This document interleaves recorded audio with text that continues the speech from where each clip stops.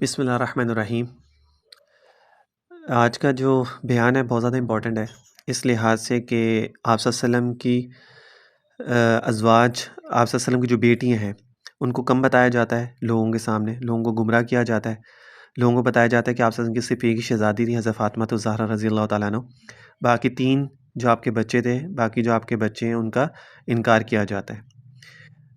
اور اتنا زیادہ میڈیا پہ، سوشل میڈیا پہ لوگوں کے سامنے یہ چیز بیان کی جاتی ہے کہ شاید لوگ بھی آج جو ہے نا وہ سچ سمجھنے لگے کہ شاید آپ صلی اللہ علیہ وسلم کی ایک ہی بیٹی تھی۔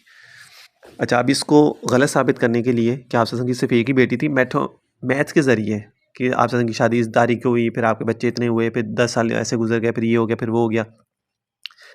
ہمارے لوگوں میں کیونکہ اس کو پڑھنے کا خود رواج نہیں ہے، کتابیں پڑھنے کا رواج نہیں ہے، ہم لوگ دوسرے چیزوں میں جو ہے نا، غلط چیزوں میں بہت زیادہ انوالو ہیں، سوشل میڈیا پہ، ٹک ٹاک پہ، انسٹاگرام پہ، تصویریں، ویڈیو، گانے، موویز، ہم لوگ اس کے اندر بہت زیادہ انوالو ہیں، جس کی وجہ سے ہم لوگوں کو اتنی توفیق نہیں ہوتی کہ ہم لوگ جو ہے نا خود کتابیں پڑھیں، تاکہ ہمیں پتہ چلے کہ آپ صلی اللہ علیہ وسلم کی ایک بیٹی تھی یا 4 بیٹیاں تھیں۔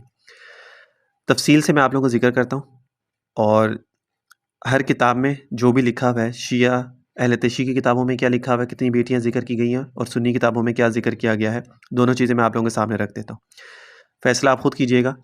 لیکن میں ہمیشہ ایک چیز کہتا ہوں کہ کوئی بھی چیز کرنے سے پہلے، کوئی بھی فیصلہ کرنے سے پہلے ہمیشہ اس چیز کو تصدیق کریں، پھر اس کے اوپر اپنی کوئی بھی رائے قائم کریں، یہ نہ ہو کہ آپ کے لیے وہ ایمان سے خارج ہونے کا ذریعہ بن جائے۔ مورخین اور محدثین کا اتفاق ہے کہ آپ صلی اللہ علیہ وآلہ وسلم کی 4 صاحبزادیاں ہیں، البتہ صاحبزادوں کی تعداد میں اختلاف ہے۔ اختلاف کا سبب یہ ہے کہ آپ صلی اللہ علیہ وسلم کے بیٹے بچپن ہی میں وصال فرما گئے۔ اکثر مورخین نے بیٹوں کی تعداد 3 بتائی ہے، جن کے نام ہیں حضرت قاسم، حضرت عبداللہ اور حضرت ابراہیم رضوان اللہ علیہم اجمعین، جبکہ بعض نے کہا چوتھے صاحبزادے حضرت طیب اور 5ویں حضرت طاہر بتاتے ہیں۔ اول الذکر اصحاب کی رائے کے مطابق طیب اور طاہر حضرت عبداللہ ہی کے القاب ہیں۔ آپ صلی اللہ علیہ وسلم کی ساری اولاد ام المومنین سیدہ خدیجہ رضی اللہ تعالیٰ عنہ کے بطن سے پیدا ہوئیں، سوائے حضرت ابراہیم رضی اللہ تعالیٰ کے، جو ام المومنین سیدہ ماریہ قبطیہ کے بطن سے پیدا ہوئے۔ ام المومنین سیدہ خدیجہ رضی اللہ تعالیٰ کی پہلی شادی ابو حالہ ہند بن نباش بن زرارہ تمیمی سے ہوئی، جس سے 2 بیٹے حالہ اور ہند پیدا ہوئے۔ اس کے انتقال کے بعد آپ کی دوسری شادی عتیق بن عابد بن عبداللہ مخزومی سے ہوئی، جس سے ایک بیٹا ہند بن عتیق پیدا ہوا۔ اس سے طلاق لینے یا بعض روایت کے مطابق اس کی وفات کے بعد آپ رضی اللہ تعالیٰ کا نکاح آپ صلی اللہ علیہ وآلہ وسلم سے ہوا۔ سیدہ خدیجہ رضی اللہ تعالیٰ کے بطن سے آپ صلی اللہ علیہ وسلم کی 4 صاحبزادیاں اور 2 صاحبزادے پیدا ہوئے۔ آپ کی صاحبزادیوں کے مختصر احوال بتا دیتا ہوں۔ سیدہ زینب رضی اللہ تعالیٰ جو آپ صلی اللہ علیہ وسلم کی سب سے بڑی بیٹی ہیں۔ سیدہ خدیجہ کبریٰ کے بطن سے سیدہ زینب سرکار دو عالم صلی اللہ علیہ وآلہ وسلم کی سب سے بڑی صاحبزادی ہیں۔ بعثت نبوی سے 10 سال پہلے مکہ مکرمہ میں پیدا ہوئیں۔ اعلان نبوت کے وقت سیدہ خدیجہ نے اسلام قبول فرمایا تو سیدہ زینب کی عمر 10 سال تھی۔ اپنی والدہ کے ہمراہ مشرف با اسلام ہوئی۔ البدایہ والنہایہ میں یہ چیز ذکر کی گئی ہے، جلد 3 ہے، صفحہ نمبر 113 ہے، ریفرنس بھی بتا دیتا ہوں۔ سیدہ زینب کا نکاح حضرت ابوالعاص بن ربیعہ سے ہوا، جو مکہ کے صاحب ثروت، شریف اور امانت دار شخص تھے۔ حضرت ابوالعاص سیدہ خدیجہ کے سگے بھانجے تھے۔ اعلان نبوت کے بعد مشرکین مکہ نے حضرت ابوالعاص کو اکسایا کہ حضرت محمد صلی اللہ علیہ وسلم کی بیٹی حضرت زینب کو طلاق دے دو، اور قبیلہ قریش کی جس عورت سے نکاح کرنا چاہو ہم پیش کر سکتے ہیں۔ حضرت ابوالعاص نے سیدہ زینب کو طلاق دینے سے انکار کر دیا۔ شیب ابی طالب میں محصوری کے ایام میں بھی ابوالعاص آپ صلی اللہ علیہ وسلم اور دوسرے محصورین کے لیے خوراک کی فراہمی کا بندوبست کرتے رہے، اس لیے آپ صلی اللہ علیہ وسلم نے فرمایا کہ ابوالعاص نے ہماری دامادی کا بہترین رعایت کی اور اس کا حق ادا کر دیا، حالانکہ حضرت ابوالعاص نے ابھی اسلام قبول نہیں کیا تھا۔ حضرت ابوالعاص نے ہجرت کے 6 سال اسلام قبول کیا۔ سیدہ زینب رضی اللہ تعالیٰ کی اولاد میں ایک بیٹا علی بن ابوالعاص اور ایک صاحبزادی امامہ بنت ابوالعاص ہے، جبکہ ایک صاحبزادے جو بچپن ہی میں فوت ہو گئے تھے۔ فتح مکہ کے دن آپ صلی اللہ علیہ وسلم نے حضرت علی بن ابوالعاص کو اپنی سواری پر اپنے پیچھے بٹھایا ہوا تھا۔ ان کی شہادت یرموک کے مارکے میں ہوئی۔ بعض روایت کے مطابق قریب البلوغ ہو کر طبی موت سے وصال ہوا۔ ابن حجر عسقلانی میں یہ چیز ذکر کی گئی ہے، الاصابہ میں بھی ہے۔ مکہ سے مدینہ ہجرت کے دوران سیدہ زینب حبار بن اسود کے نیزے سے زخمی ہوئی تھی، یہی زخم آپ کی وفات کا سبب بنا۔ اسی وجہ سے بعض اکابرین نے انہیں شہیدہ کے نام سے تعبیر کیا ہے۔ ان کی تجہیز و تکفین کے بعد آپ صلی اللہ علیہ وسلم نے اپنا تہبند سیدہ زینب کے کفن کے ساتھ رکھنے کے لیے دیا۔ آپ صلی اللہ علیہ وسلم نے سیدہ کو خود قبر میں اتارا اور پھر فرمایا قبر کی تنگی اور خوف ناکی میرے سامنے تھی، اور زینب کی کمزوری اور ضعف بھی میرے سامنے تھے۔ اس بات نے مجھے رنجیدہ کیا، بس میں نے اللہ تعالیٰ سے دعا کی ہے کہ حضرت زینب کے لیے اس حالت کو آسان فرما دیا جائے، تو اللہ تعالیٰ نے منظور فرما لی اور زینب کے لیے آسانی فرما دی رضی اللہ تعالیٰ عنہ۔ دوسری صاحبزادی حضرت سیدہ رقیہ رضی اللہ تعالیٰ عنہ۔ حضرت رقیہ آپ صلی اللہ علیہ وسلم کی دوسری صاحبزادی ہیں جو حضرت زینب سے 3 سال چھوٹی ہیں۔ سیدہ رقیہ رضی اللہ تعالیٰ عنہ بھی سیدہ خدیجہ کے بطن سے پیدا ہوئیں۔ ان کی پیدائش کے وقت آپ صلی اللہ علیہ وسلم کی عمر مبارک تقریباً 33 برس تھی۔ اللہ نے نبوت کے بعد سیدہ رقیہ نے اپنی والدہ اور بڑی بہن کے ہمراہ اسلام قبول کیا۔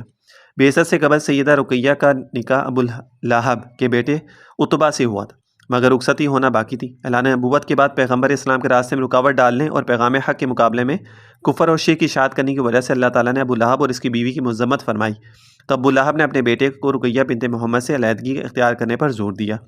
اس پر عتبہ بن ابو لہب نے سیدہ رقیہ کو طلاق دے دی۔ اس کے بعد مکہ مکرمہ میں ہی سیدہ رقیہ کا نکاح حضرت عثمان بن عفان کے ساتھ کر دیا گیا۔ حضرت عبداللہ بن عباس فرماتے ہیں کہ آپ صلی اللہ علیہ وسلم نے فرمایا کہ اللہ تعالیٰ نے میری طرف وحی بھیجی ہے کہ میں اپنی بیٹی رقیہ رضی اللہ تعالیٰ کا نکاح حضرت عثمان بن عفان سے کر دوں۔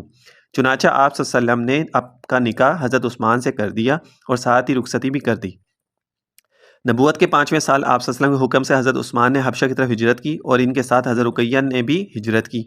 راہ خدا میں ہجرت کرنے والوں کا یہ پہلا قافلہ تھا۔ اس موقع پر آپ صلی اللہ علیہ وسلم نے فرمایا، جو جوڑا کس قدر خوبصورت ہے، یہ جوڑا کس قدر خوبصورت ہے۔ آپ صلی اللہ علیہ وسلم کی ہجرت مدینہ کے بعد حضرت عثمان نے اپنی زوجہ محترمہ سیدہ رقیہ سمیت مدینہ کی طرف دوسری ہجرت فرمائی۔ حبشہ میں قیام کے دوران اس مبارک جوڑے ہاں بیٹے کی پیدائش ہوئی جس کا نام عبداللہ رکھا گیا، جس کی وجہ سے حضرت عثمان کی کنیت ابو عبداللہ مشہور ہوئی۔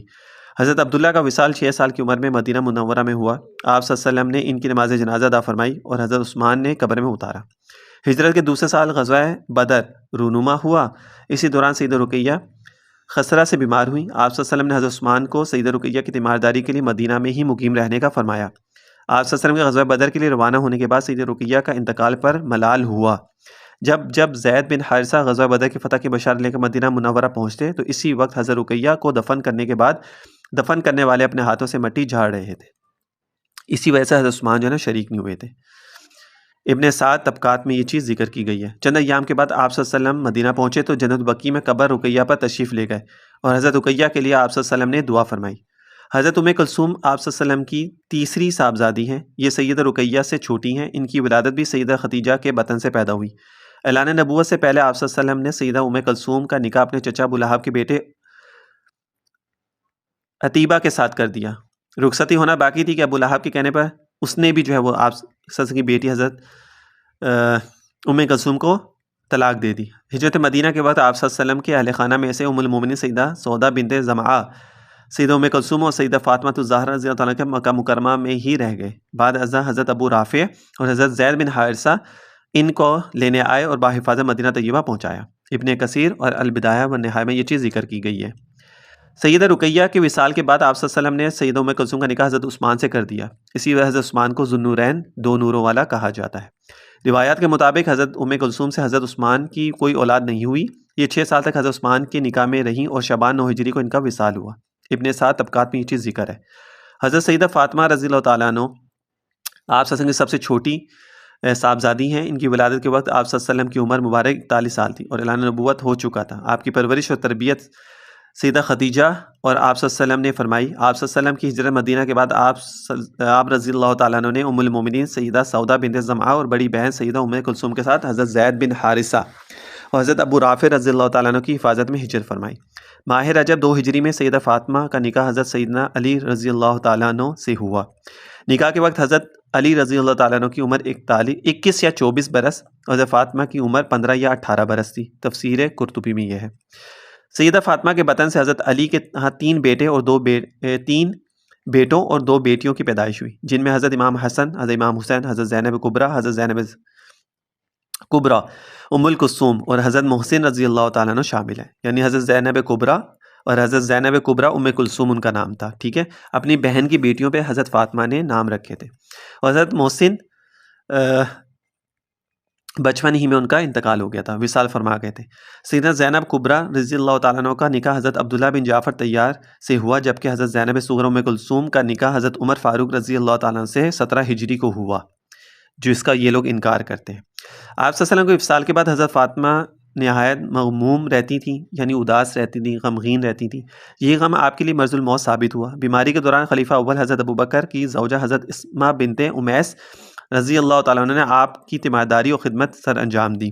اگر اتنی دشمنیاں ہوتی نا صحابہ سے تو تیمارداری کے لیے حضرت ابوبکر کی بیوی کو نہیں کہتے، تیمارداری نہ حضرت فاطمہ ان سے کرواتی۔ یہ فدیہ کے معاملات میں اور ساری چیزوں میں دشمن ہی ہوتا ہے، چاہے اس کے گھر کی عورت ہو، چاہے اس کے گھر کی بیٹی ہو، چاہے بیٹا ہو، کوئی بھی ہو۔ آپ صلی اللہ علیہ وسلم کے وصال کے 6 ماہ بعد حضرت سیدہ فاطمہ بیمار ہوئیں اور چند روزہ بیماری کے بعد 3 رمضان 11 ہجری منگل کی شب 28 سے 29 برس کی عمر میں آپ کا انتقال ہوا۔ خلیفہ اول حضرت ابوبکر نے آپ کی نماز جنازہ کی امامت کی اور سیدنا علی اور حضرت عمر فاروق سمیت کثیر صحابہ جنازہ میں شریک ہوئے، حالانکہ کہتے ہیں جی انہوں نے جنازہ ہی نہیں پڑھا۔ ایسی جہالت والی باتیں کرتے ہیں نا کہ آپ کے محلے میں کسی کا انتقال ہو جائے اور لوگوں کو پتہ نہ ہو، یہ کیسے ممکن ہوتا ہے؟ تو وہ تو نبی کی بیٹی تھی اور ان کا انتقال ہو جائے کسی کو پتہ نہ چلے۔ آپ رضی اللہ تعالیٰ کی تدفین جنت البقیع میں ہوئی۔ حضرت علی، حضرت عباس اور حضرت فضل بن عباس نے آپ کو قبر میں اتارا۔ ہم نے اختصار کے ساتھ یہ چیز میں نے آپ کے سامنے بنات رسول حالات جو ہے وہ بیان کیے۔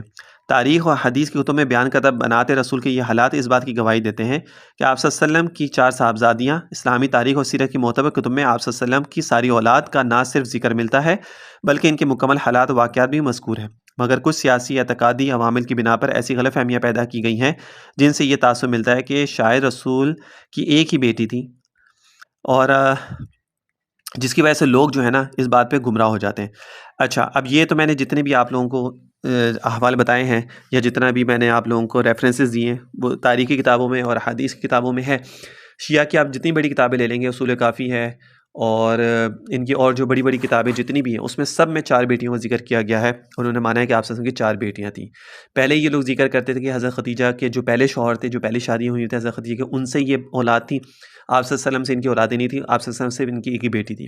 جب ادھر سے ان کو جوتے پڑے، ان لوگوں کو یہ فیل ہوا کہ نہیں جی اب تو وہاں سے تو ہم جھوٹ اور نہیں لوگوں کو بتا سکتے یا چھپا سکتے، تو پھر انہوں نے جو ہے وہ یہ ذکر کرنا، پھر منطق انہوں نے شروع کر دی کہ آپ صلی اللہ علیہ وسلم یہ جو قرآن میں ذکر ہے بنات کا جو ذکر ہے، جمع کا ذکر وہاں پہ ذکر کیا گیا ہے، تو پھر انہوں نے اس چیز کو بھی انکار کرنا شروع کر دیا۔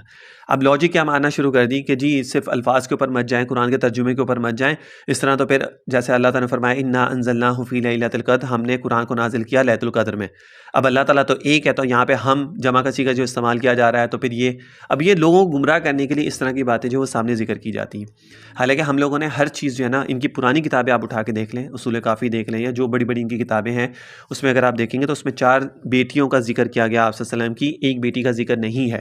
پھر لوگوں کو گمراہ کرنے کے لیے مباہلہ میں کہتے ہیں جی آپ صلی اللہ علیہ وسلم اپنی ایک بیٹی لے کے گئے تھے مباہلہ میں، اگر آپ کی اور بیٹیاں ہوتی تو مباہلہ میں اور بیٹیاں نہیں لے کے جاتے، تو ان کو یہی نہیں پتا کہ تب تک آپ صلی اللہ علیہ وسلم کی صرف ایک ہی بیٹی زندہ تھی، باقی 3 بیٹیوں کا آپ صلی اللہ علیہ وسلم کی انتقال ہو چکا تھا۔ تو لوگوں کو اس لیے میں کہتا ہوں کہ کائنڈلی اپنی کتابوں کو پڑھا کریں تاکہ آپ لوگوں کو حقیقت کا پتہ چلے، لوگوں کی باتوں میں مت آیا کریں، کیونکہ اگر آپ انکار کر دیں گے آپ سے کہ ایک بیٹی کو مانیں گے باقی 3 بیٹیوں کا انکار کریں گے، تو پھر کسی مفتی سے جا کے مسئلہ پوچھ لیں کہ اس میں پھر ہمارا کیا معاملات ہو گیا، ہم اسلام میں داخل ہی رہیں گے یا اسلام سے خارج ہو جائیں گے۔ یہ کوئی چھوٹی بات نہیں ہے کہ آپ سے کی ایک بیٹی کو ماننا ہو باقی 3 بیٹیوں کا انکار کریں، آپ سے 3 بیٹیاں ہی نہیں ہیں سرے سے۔ تو کائنڈلی ان چیزوں میں مت پڑھا کریں، خود کتاب